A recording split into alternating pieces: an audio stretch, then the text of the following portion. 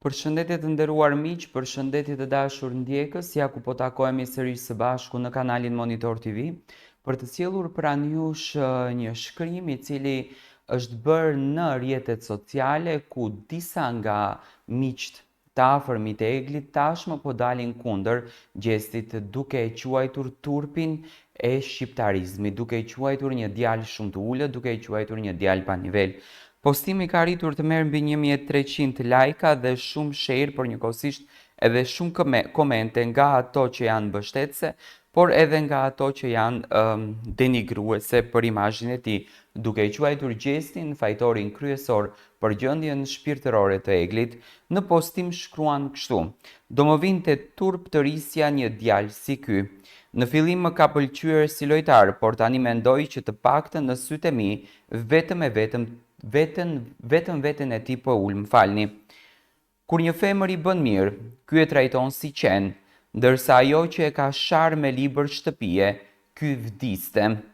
Të ofendosh dikë, vetëm për një nishan me pak qime, më vjen turp që ka meshkuj të tillë, të flasësh pas krahëve duke ofenduar ata që të rinë pranë për çdo gjë. Kjo tregon se sa burr që është gjesti, duke ofenduar një femër që ças ka bërë për këtë tek një mashkull që e quajti kopil shkine. Kjo tregon përsëri se sa burr është gjesti. Pa aftësia e tij, t'ia hedh fajin produksionit që janë nxori të gjitha gjërat, të bën të ul femrën. Kjo është turpi botës të një mashkulli." Do thënë, këto janë reagime të cilat shkojnë kundër drejt gjestit dhe lojës që po bën gjesti. Tashmë disa nga miqtë të Eglit, të afërmit të Eglit, por njëkohësisht edhe fansat e saj, mendojnë që gjesti është personi kryesor i cili Eglin e solli në këtë gjendje, edhe pse nga ana e gjestit kemi patur faktin që thot: "Unë jam arsyetuar, unë kam fol, unë ja kam thënë, unë i kam treguar që nuk e dua", por të afërmit e Eglit dhe fansat e saj thonë që gjesti është arsyeja kryesore që Eglin e shëntroi që ajo të smuret dhe të jetë në gjendjen më të rëndë të jetës së saj, në gjendjen më të keqe të jetës së saj.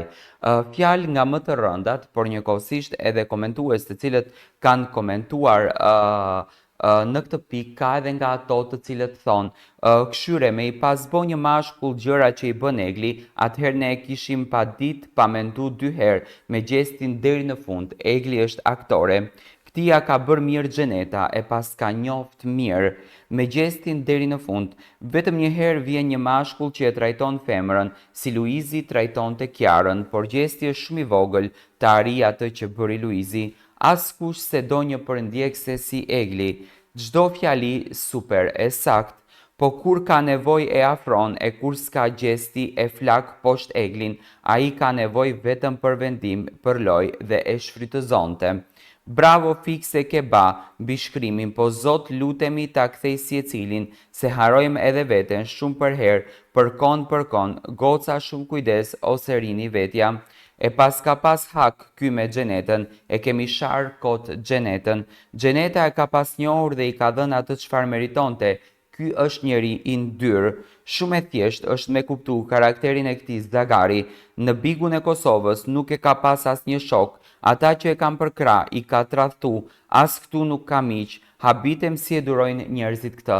Do thënë, komentet janë të ndryshme nga fansat e Eglit, të cilët më tash janë kthyer ashpër kundër lojës së gjestit. Do kisha dashur të marr mendimin tuaj, si ju duket ky qëndrim dhe a kanë me të drejtë këto fjalë që fliten dhe që shkruan për gjestin.